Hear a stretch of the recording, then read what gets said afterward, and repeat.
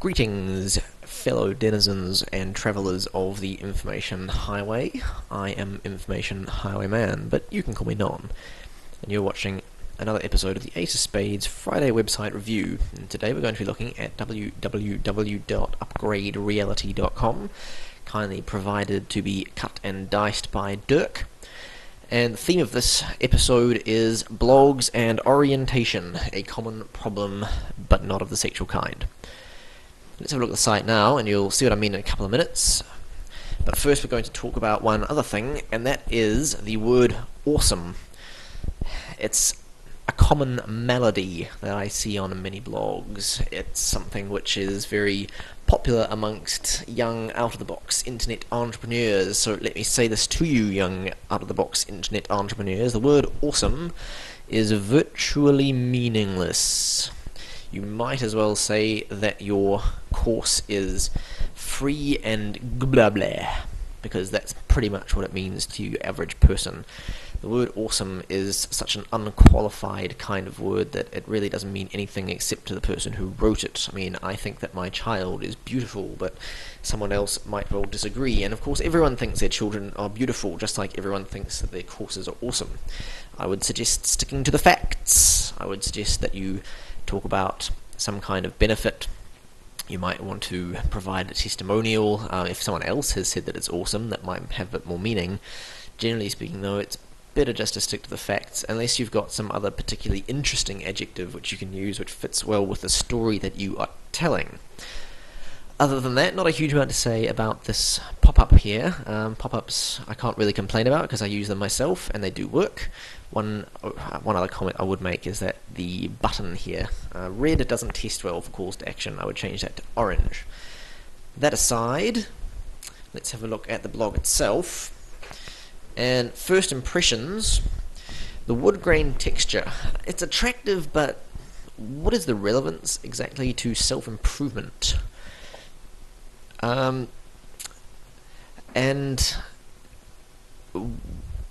Yeah, that's all I've got to say about the wood grain texture, actually. It's attractive, but I don't see the relevance. It doesn't have to have a relevance, but it's always best to try to tie in your theme to something. In terms of orientation, which is the main topic of today's discussion, when I talk about orientation, I'm talking about where am I? The user's feeling of whether he knows where he is and whether he's in the right place. There's nothing to tell me what the site is about except the general self-improvement key phrase which you see up here.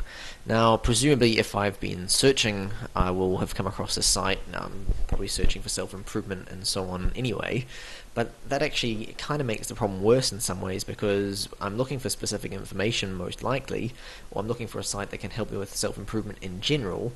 So when I get to a site, I want to know immediately exactly what it can do for me, and in this case, it's not entirely clear. Is it a blog? It could be. It looks kind of like a blog, but there's nothing to tell me up front exactly where I am and what the site is all about.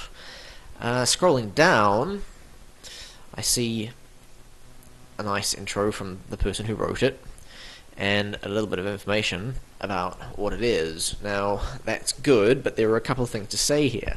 Firstly, this info should be nice and clear right at the top, over here, somewhere above the featured article. I'd also ensure that it doesn't say that the blog is about something. I'd say that this blog is all about, well, you could say about, but you want to make sure that it's couched in more direct language. So creating a better life for yourself is kind of a passive way of putting it. If you say how to create a better life, that makes it a lot more immediate and promises a lot more value.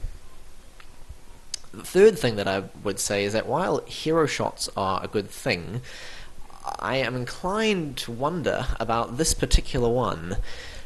Is it meant to indicate that Diggy is a male model? Is that something to do with self-improvement? It's not entirely clear, and it's kind of a weird shot.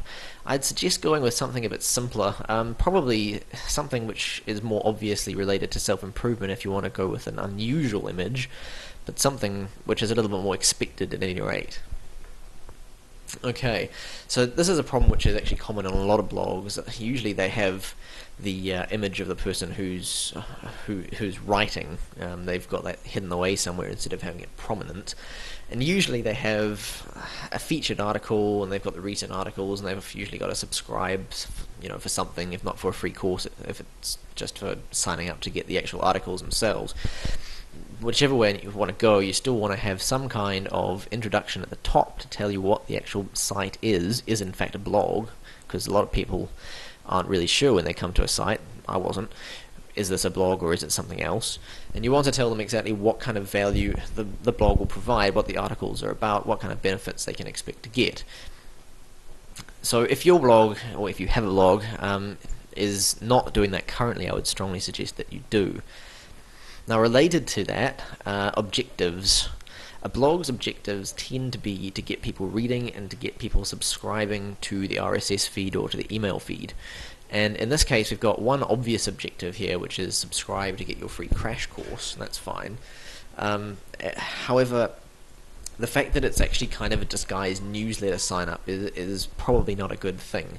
You ideally want to get either give them the crash course directly and not worry about the newsletter until later, perhaps, or admit to them up front, get my free newsletter and get this free crash course as well, because you want to emphasize the main thing that they're getting rather than the sort of try to squeeze that main thing in on the side. I mean, the newsletter is obviously a big deal for you, and if you're going to be selling a newsletter, if you're going to be, selling in the sense of not actually paying for, if you're going to be offering people a newsletter, and it's got value, then you need to be emphasizing that up front, rather than them feeling like, in order to get this free crash course, I really have to get this newsletter as well, which I don't really want. Moving further down the page, we've also got to get the book, and once again I'd suggest some introductory text with regard to this specific element, which would give maybe just a couple of benefits with regard to what's good about this book.